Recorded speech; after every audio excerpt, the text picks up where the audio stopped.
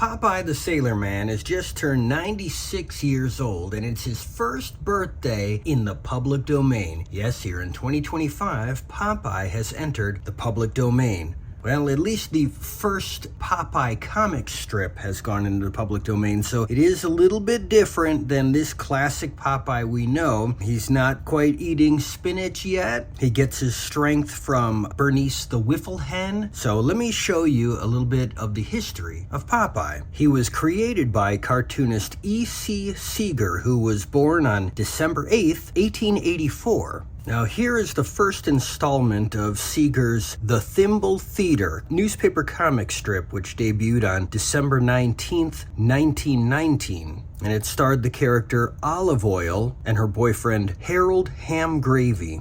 And in January 25th of 2025, we have the first color Sunday strip of Thimble Theater. Now let's take a look at when Popeye enters the picture. Here he is in his first appearance. This is what has entered the public domain. The story begins in September of 1928 when Olive Oyl's brother Castor Oyl gets Bernice the African wiffle bird from their uncle. And you can see right here he uses the phrase, "Well, I'll be pop-eyed." Castor learns that by rubbing the 3 hairs on Bernice's head brings him good luck. And he concocts a plan to go to Dice Island, which is a gambling island off the coast of Africa. But he needs someone to take him there. And that's where he finds Popeye. On January 17th, 1929, 10 years after the debut of Thimble Theater. Hey there, are you a sailor? D'you think I'm a cowboy? Okay, you're hired. Here on February 9th, we have the first time Popeye is rubbing Bernice's head, and he gets good luck. And after winning a bet with that good luck, the first thing Popeye does is on Valentine's Day, 1929, he buys a new shirt, a black one. Now we have our classic Popeye look. January 19th, we have Harold Ham Gravy using Popeye's name for the first time when speaking to himself. And on the 22nd, he's speaking Popeye's name to Castor Oyl. February 18th, the first guy Popeye punches in the comic strip is Olive Oyl's boyfriend, Harold Ham Gravy. In May, we can see that Popeye has just been shot 12 times and he's coming back for more. How's he doing it? Well, we can see here on June 10th that secretly Popeye's been rubbing Bernice's head and he's survived 15 gunshot wounds so far. On August 27th, Popeye gets his first kiss from Olive Oyl and the romance begins. Blow me down. January 6, 1930, we get our first appearance of the Sea Hag, all in shadow. Here she is coming out in the daylight. Now we get our full look at her. On March 2nd, 1930, we get our first color Sunday strip with Popeye. So his hat was blue there, but as you can see, red hair.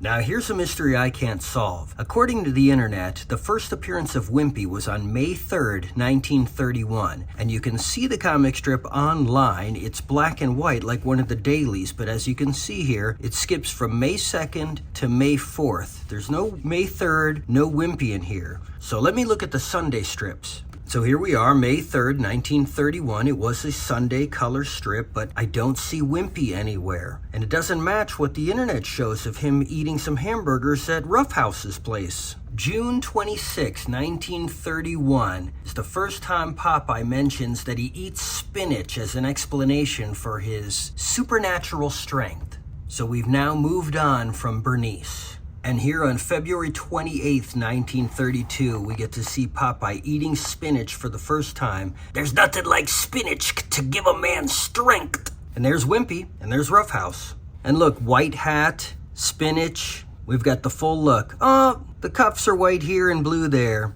So, not quite an exact match just yet. March 20th, 1932, we have the first time Wimpy uses his catchphrase, "I would gladly pay a Tuesday for a hamburger today." July 3rd, 1932, with Popeye grazing in a yard full of spinach, he gives the explanation of why it gives him his strength. Spinach is full of vitamin A, and that's what makes humans strong and healthy. I am what I am, and that's all that I am. And he's got red pants.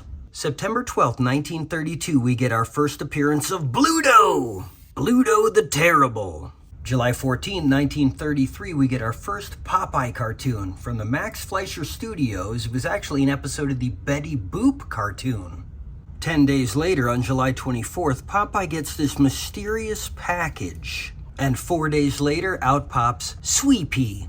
And on December 10th, 1933, we get my favorite character, Alice the Goon. I love Popeye. September 10th, 1935, we got the first Popeye radio show. March 16th, 1936, we get this crate addressed to olive oil, and inside is Eugene the Jeep, who finally comes out of the crate so we can get a good look at him on April 1st. Jeep, Jeep, Jeep, Jeep, Jeep. And on October 25th, 1936, we get our first appearance of Poop Deck Pappy, Popeye's Papa. November 27th, 1936, we get our first two-reel color Popeye cartoon.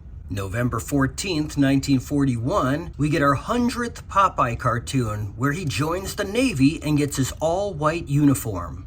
November 5th, 1943, we get our first Paramount color theatrical cartoon of Popeye. February of 1948, we get our first Popeye comic book from Dell. November 27th, 1957, we get our first Macy's Thanksgiving Day Parade balloon of Popeye. In 1960, we get the King Features Syndicate Popeye the Sailor syndicated TV series. In 1978, we get the Hanna-Barbera The All-New Popeye Hour. And on December 12th, 1980, we get the live-action theatrical film starring Robin Williams as Popeye. In 1981, Nintendo tried to get the license to make a Popeye game. They were denied, and so they turned it into Donkey Kong. The following year, in 1982, after the success of Donkey Kong, Nintendo got the license and made a Popeye game. In 1999, Universal Studios' Islands of Adventure opens my daughter and my favorite ride, Popeye and Bluto's Bilge Rat Barges. And they have a costume olive oil at the park. And on January 1st, 2025, Popeye's first comic strip goes into the public domain. And here's a few fun facts about Popeye. In Italy, he's called Iron Arm. In Sweden, he's called Karl Alfred. And in Denmark, he's called Skipper Skrake. Until next time.